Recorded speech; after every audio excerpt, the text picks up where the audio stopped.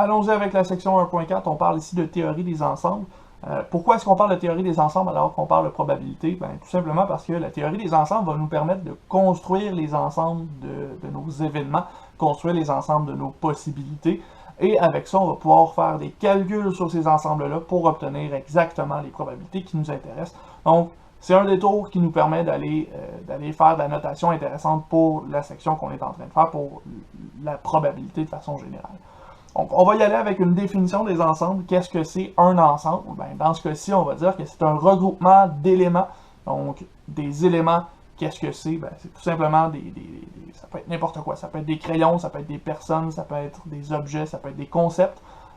Ça peut être n'importe quoi, les éléments, en autant que dans un ensemble, ils possèdent généralement une caractéristique commune. Par exemple, quelque chose que je peux faire rapidement, cette petite boîte-là contient plusieurs crayons à tableau blanc, plusieurs crayons noirs à tableau blanc. Ben ça ici, cette boîte-là, ça formerait l'ensemble des crayons noirs à tableau blanc. Chaque crayon à l'intérieur est de la même couleur, chaque crayon à l'intérieur peut écrire sur un tableau blanc. Donc on a les caractéristiques suivantes, crayon noir et crayon à tableau blanc. Donc on a un ensemble ici. Et chaque élément, chaque crayon dans ce cas-ci respecte les mêmes caractéristiques pour rester dans cet ensemble-ci. Ceci étant dit, ces ensembles-là, on va les noter avec des lettres majuscules. On essaie de faire en sorte que nos lettres majuscules aient un lien là, avec notre événement. Par exemple, si on a un ensemble qui représente des voitures qui possèdent un GPS, ben l'ensemble, on pourrait l'appeler G pour GPS, juste pour se donner une petite idée là, de ce qu'il va y avoir à l'intérieur de notre ensemble. Mais de toute façon, on risque d'avoir des définitions de nos ensembles aussi en lettres pour bien l'identifier.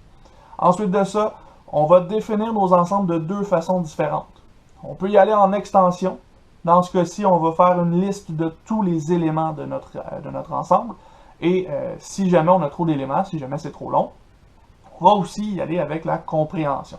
Cette compréhension-là, qu'est-ce que c'est? Ben, c'est un ensemble qui va être défini avec une courte description de la caractéristique de nos éléments. On pourrait dire, par exemple, l'ensemble A, c'est un ensemble où tous les éléments sont des multiples de 2. Là, dans notre ensemble, on aurait moins 4, moins 2, 0, moins 2, 4, 6, 8, etc. Comme ça. On aurait tous les multiples de 2 qui sont dans les entiers. Et on aurait décrit l'ensemble avec la courte caractéristique de nos éléments. Ceci étant dit, si on allait plutôt voir qu'est-ce qui se passe pour un élément directement, ben on va dire que si un élément X fait partie de l'ensemble A, on va le noter comme étant X élément de A. Donc, X fait partie de notre ensemble A, sinon on note X ne fait pas partie de A. Donc ça ici, vous devriez être habitué avec ça, vous avez travaillé quand même avec des mathématiques dans votre vie, donc vous êtes habitué avec ces notations-là. Une définition qui est un petit peu nouvelle, c'est la définition du cardinal sur nos ensembles. Donc lorsqu'on parle du cardinal d'un ensemble, on est en train de parler de la quantité d'éléments qu'il y a dans notre ensemble. Donc supposons que vous avez 6 éléments dans l'ensemble A, la cardinalité ou le cardinal de A, ce sera égal à 6, et on va le noter n avec A entre parenthèses. Donc c'est comme la fonction n sur l'ensemble A, et ça nous rapporte toujours la quantité d'éléments qui se trouvent à l'intérieur de notre ensemble étudié. Ensuite, si vous avez un ensemble A qui contient certains éléments et que tous ces éléments-là de l'ensemble A font aussi partie de l'ensemble B, et à ce moment-là, on pourrait dire que l'ensemble A, c'est un sous-ensemble de l'ensemble B. Comme tout ce qui se trouve dans A se trouve aussi dans B, ben A se trouve dans B. A est un sous-ensemble de B. Et on va noter A est inclus ou égal dans B. On a un symbole qui ressemble beaucoup au plus petit ou égal, mais cette fois-ci, c'est comme un C, un genre de rond là, qui nous indique que A est inclus dans l'ensemble B. Avant d'aller plus loin avec nos ensembles, on va se définir quelques opérations. Ces opérations-là, on va en définir 3, puis ensuite de ça, on va définir des ensembles particuliers et une dernière opération qui va traiter des ensembles qu'on va s'être définis. Donc, on y va avec l'union de deux ensembles. Donc, l'union, c'est simple, on va regrouper tous les éléments de nos deux ensembles en un seul ensemble qu'on va appeler A union B. Donc, un genre de U ici qui est entre le A et le B. On pourrait aussi faire l'intersection de deux ensembles. Donc, cette opération-là, plutôt que d'aller regrouper tous les éléments, ça va consister à sélectionner des éléments qui sont communs aux deux ensembles. Donc, des éléments qui sont dans A et dans B en même temps, et on va le noter A inter B, donc l'inverse du symbole de l'union, on va dans l'autre sens. Et par la suite, on pourrait aussi définir la différence de deux ensembles. Puis cette opération-là, ben, ça va consister à retirer de notre premier ensemble tous les éléments de l'ensemble de notre deuxième ensemble pour en construire un plus petit. On va noter cette différence-là comme étant A sans B. Donc de cette façon-là, on a trois façons d'opérer sur nos ensembles. On se donne un exemple rapide pour pouvoir bien visualiser ces opérations-là. On commence avec l'ensemble A qui est 1, 2, 3, 4, 5, l'ensemble B qui est 1, 3, 5, 7, 9. Et dans ce cas-ci, ben, on va faire l'union entre A et B. Ça veut dire que je vais aller chercher les éléments de A et les éléments de B, puis je vais mettre ça ensemble dans un seul ensemble ici. Donc, dans A, j'ai 1, 2, 3, 4, 5. Dans B, j'ai 1, il est déjà là. 3, il est déjà là. 5, il est déjà là. 7, il n'est pas là. Et 9, il n'est pas là. Donc, mon ensemble uni, ça se trouve à être 1, 2, 3, 4, 5, 7 et 9. De l'autre côté, si je vais plutôt chercher l'intersection entre A et B, je vais aller trouver quels éléments sont dans A et dans B en même temps. Donc, j'ai le 1 dans A qui est aussi dans B. 2 est dans A mais n'est pas dans B, donc il ne sera pas dans mon intersection. 3 est dans A et il est dans B. 4 est dans A mais pas dans B. 5 est dans A et il est dans B. Comme il n'y a plus d'éléments dans A, ben, je peux arrêter tout de suite. J'ai trouvé l'intersection de A et B qui se trouve à être 1, 3, 5. Finalement, il me reste la différence à essayer avec A et B ici. Donc, je vais aller chercher l'ensemble A. 1, 2, 3, 4, 5. Et je vais aller retirer de cet ensemble-là tout ce qui se trouve dans B. Donc, 1 se trouve dans B, ça veut dire que j'enlève le 1. 3 se trouve dans B, donc j'enlève le 3. 5 se trouve dans B, donc j'enlève le 5. Et après ça, 7 et 9 ne se trouvent pas dans A, donc j'ai fini. Je retrouve un ensemble beaucoup plus petit qui se trouve à être seulement l'élément 2 et l'élément 4 dans cette situation. Quelques définitions maintenant. Deux ensembles en particulier, pardon, qui vont nous permettre d'aller construire un autre ensemble. Donc, l'ensemble vide, qu'est-ce que c'est? Ben, son nom le dit, hein, c'est un ensemble qui va être vide. C'est un ensemble dans lequel il n'y aura aucun élément.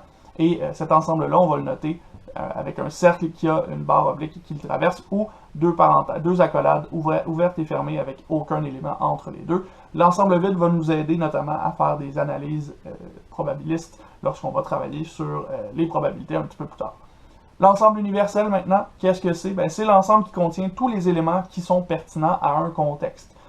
On va appeler cet ensemble universel-là, on va souvent l'utiliser lorsqu'on a plusieurs ensembles différents, A, B et C, disons, puis on va regrouper tous ces éléments-là ensemble pour former U, qui va être notre ensemble universel.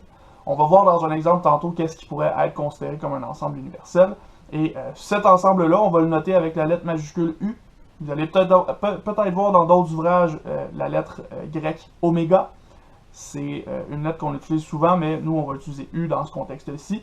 Et lorsqu'on sera en théorie des probabilités, on va utiliser plutôt S majuscule pour l'ensemble universel de nos probabilités. Ceci étant dit, avec ces deux ensembles-là, on peut définir quelque chose d'intéressant. On peut parler d'ensembles qui sont disjoints. En effet, si on a A et B qui n'ont aucun élément en commun, ben, ces ensembles-là vont être disjoints. On pourrait écrire ça de la façon suivante. Si l'intersection entre A et B est égale à l'ensemble vide, ben, on va avoir que A et B sont disjoints. En effet, hein, si vous avez rien qui est dans A et dans B en même temps, donc l'ensemble vide, ben, évidemment, vous êtes en train de définir des ensembles qui sont disjoints. Ensuite, on peut définir ce qu'on appelle le complément d'un ensemble. Complément d'un ensemble, qu'est-ce que c'est? Ben, ce sera l'ensemble de tous les éléments qui ne font pas partie de notre ensemble qu'on est en train d'étudier. Par exemple, si vous avez l'ensemble A, et que vous voulez trouver le complément de A, vous allez aller chercher tous les éléments qui ne sont pas dans A, mais qui sont quand même dans le contexte. On pourrait écrire ça, on pourrait noter le complément de A comme étant A', A avec un apostrophe, et on le définit comme étant l'ensemble U sans les éléments de l'ensemble A. Donc U sans A. On utilise la différence pour définir le complément d'un ensemble. On se donne un court exemple pour voir qu'est-ce qu'on vient de définir dans cette situation-ci. Donc, on s'est donné deux ensembles. L'ensemble V qui représente les voyelles de la langue française A, E, I, O, U, Y. Et ensuite, l'ensemble C qui représente les consonnes de cette même langue française-là. Dans ce cas-ci, on pourrait aller chercher le cardinal de l'ensemble V et le cardinal de l'ensemble C. On a combien de voyelles? On en a 6. Donc, le cardinal de l'ensemble V, c'est 6. et le cardinal de l'ensemble des consonnes. Combien il y a de consonnes? Ben, il y en a 20. Donc, on a un cardinal qui est égal à 20. Ici, on pourrait s'intéresser à quel serait l'ensemble universel dans notre contexte. Ici, on parle des lettres de l'alphabet. Donc, U, ce serait les lettres de l'alphabet. On pourrait mettre ça en guillemets juste pour faire beau. Donc, notre ensemble universel, ça consiste à toutes les lettres de notre alphabet au complet, donc les voyelles et les consonnes au complet, de A à Z. Avec ça, on est capable d'aller définir quel est l'ensemble V', quel est le complément de V. Donc, qu'est-ce qui est une lettre de l'alphabet sans être une voyelle? Ici, on vient de définir une consonne, donc l'ensemble V' plutôt, ce sera l'ensemble C. On pourrait aller chercher qu'est-ce qu'il y a comme union entre V et C. Donc, qu'est-ce qui se passe si je prends toutes les lettres de l'ensemble V et toutes les lettres de l'ensemble C, donc toutes les voyelles et toutes les consonnes. Je viens de construire l'alphabet, donc je viens de trouver l'ensemble universel U. Et qu'est-ce qui se passe si j'essaie de voir qu'est-ce qui est dans V et dans C en même temps, donc qu'est-ce qui est une voyelle et une consonne en même temps. Dans ce cas-ci, de la façon qu'on le définit, il n'y a aucun élément de V qui est dans C en même temps. Donc ici, on retrouve l'ensemble vide, qu'on pourrait aussi appeler accolade ouvrante, accolade fermante directement. Donc, on comprend un peu mieux qu'est-ce qu'on vient de définir, on comprend c'est quoi l'ensemble universel, on est capable de faire les opérations, on est capable de faire le complément, on comprend aussi le cardinal, c'est assez simple. Mais ici, on n'a toujours rien fait pour représenter notre situation. On se donne des chiffres, on se donne des quantités, mais on aimerait peut-être essayer de visualiser un petit peu plus nos opérations. Ce serait plus facile d'aller visualiser les opérations. C'est là qu'entre en jeu le diagramme de Venn. Ce diagramme-là, qu'est-ce que c'est? Ben, c'est un diagramme dans lequel on va représenter nos ensembles, justement. On va les représenter à l'aide de cercles, de formes géométriques, de façon générale, des espaces, des régions dans un diagramme. Et ça va nous aider à visualiser correctement les opérations qu'on a effectuées. On se donne ici des exemples, justement, vous les avez dans votre manuel. Si on allait chercher l'union entre A et B, ben, si on dessine notre ensemble universel U, à l'intérieur, on va dessiner les ensembles A et B. On voit que l'union entre A et B, ben, ce sera tous les éléments qui sont dans A ou dans B. Donc, on a toute la région ombragée ici, toute la région hachurée ici qui représente l'union de nos ensembles. Si on a plutôt A et B, A inter B, ben, on va aller chercher ce qui se trouve entre les deux, en même temps dans A et dans B. Donc, la petite région hachurée entre les deux ici, entre les deux cercles. Si on a la différence de A sans B, ben, on va aller chercher ce qui est dans A sans ce qui est dans B, donc on enlève l'intersection entre A et B, et ça nous donne la région hachurée qui est ici. Puis finalement, si on va chercher le complément d'un ensemble, ben là, son complément, ce sera tout ce qui est à l'extérieur de A, en restant dans l'ensemble universel. Donc ici, on a la zone hachurée, qui est une très grosse zone qui contient tous les éléments de B, sauf ceux qui sont aussi dans A, et tous les éléments qui seraient autour dans notre ensemble universel. Regardons un exemple ensemble. Cet exemple-là, c'est l'exemple 1.3 que vous avez dans vos notes à la page 11. Ici, on va expliquer c'est quoi ces ensembles-là. Dans votre manuel, vous pouvez aller à la page 9 et 10 pour aller voir qu'est-ce que A, B, C sont dans ce cas-ci. Moi, je vais les expliquer rapidement. On a dit que A, c'était des nombres premiers inférieurs à 10, donc 2, 3, 5 ou 7. On a dit que B, ce sont des nombres pairs positifs plus petits que 10, donc 0, 2, 4, 6 et 8. On a dit que C, c'était des multiples positifs de 9 qui sont inférieurs à 10. Donc, on a 9 dans ce cas-ci. Et finalement, U, c'est l'ensemble des valeurs qui sont plus petites que 10 parce que c'est la condition que respecte chacun des ensembles supérieurs ici. Toutes nos valeurs sont inférieures à 10. Donc, avec ça, on est capable de construire le problème suivant. Ici, on va s'intéresser à construire le diagramme de Venn de cette situation-là. Pour faire ça, je vais avoir besoin de mes cardinalités. Parce que c'est les cardinalités de mes ensembles qui vont être affichées dans mon problème ici, dans mon diagramme de Venn. Donc, on va y aller avec la cardinalité de l'ensemble A. Combien est-ce qu'il y a de nombres premiers plus petits que 10? Ici, on en a 4, donc la cardinalité est égale à 4. On fait de même pour B. Combien y a-t-il de nombres positifs pairs plus petits que 10? Ben, il y en a 5, donc on a une cardinalité qui est égale à 5. La cardinalité de C, c'est égal à 1. Il y a un seul multiple de 9 inférieur à 10. Et finalement, la cardinalité de notre ensemble universel, donc de la totalité. Ici, on a 10 éléments au total. On va voir que ce 10-là va être super important lorsqu'on va construire le diagramme à la fin. Donc, dans ce cas-ci, avec ça ici, avec ces cardinalités-là, j'aimerais construire qu'est-ce qui va se trouver dans chacune de mes zones dans mon graphique, dans mon tableau ici. Donc, on va commencer par aller chercher qu'est-ce qu'il devrait y avoir dans A au complet. On devrait retrouver 4 éléments dans A ici, mais on sait que de ces 4 éléments-là, il y en a quelques-uns qui pourraient être entre A et B. Donc, on va devoir aller voir combien est-ce qu'il y a d'éléments entre A et B. Dans ce cas-ci, qu'est-ce qui est dans A et dans B en même temps? Ben, on a seulement le 2 qui correspond. Donc, il y a un seul élément qui se trouve dans le milieu. Et là, à ce moment-là, ben, si on écrit ça de cette façon-ci, on se retrouve avec un ensemble A qui contient 4 plus un élément. Donc, 5, nous, on ne veut pas ça. On va changer le 4 ici pour un 3. Et de cette façon-là, ben, on a 3 plus 1 égale 4. On a effectivement la cardinalité de A. On fait la même chose pour le B. Dans le B, on sait qu'il y a 5 éléments au total. On en a un qui est déjà placé dans le milieu. Donc, on va enlever 1 à cette valeur-ci. Donc, on a 4 éléments qui sont dans B, dans la grande partie de B. On peut le faire pour C aussi. C, c'est un ensemble qui est seul, donc on va avoir seulement un élément. Et là, à ce moment-là, on veut s'assurer que notre diagramme fonctionne. Donc, on va aller additionner toutes les valeurs qui nous sont présentées ici. On a 3 plus 1, 4, plus 4, 8, plus 1, 9. Donc, on a 9 éléments qui ont été placés au total dans notre diagramme, mais on a 10 éléments au total. Donc, ça veut dire qu'il en reste un à l'extérieur. On le met directement dans le vide de notre diagramme de Venn. On peut confirmer ces résultats-là en allant voir dans notre ensemble universel. On voit qu'effectivement, il y a la valeur 1 qui est dans aucun des ensembles A, B ou C, mais qui se trouve quand même dans l'ensemble universel. Donc, on n'oublie pas, on l'indique à l'extérieur de nos ensembles. Ceci étant dit, avec ça ici, on pourrait aller chercher des informations supplémentaires. On pourrait aller chercher notamment la cardinalité de A inter B. Cette cardinalité-là, c'est ce qu'on a dans le milieu. C'est égal à 1. On pourrait aller chercher la cardinalité aussi de A ou B, sans avoir à construire les ensembles. On a 3 plus 1 qui est égal à 4, plus 4 qui est égal à 8. On pourrait aller chercher la cardinalité de A sans B. Cette cardinalité-là, c'est la zone qui est ici. Donc, on a une cardinalité de 3. On peut faire la même chose avec B. De la même façon, B sans A, ça se trouve être 4. On pourrait faire aussi la cardinalité du complément de A.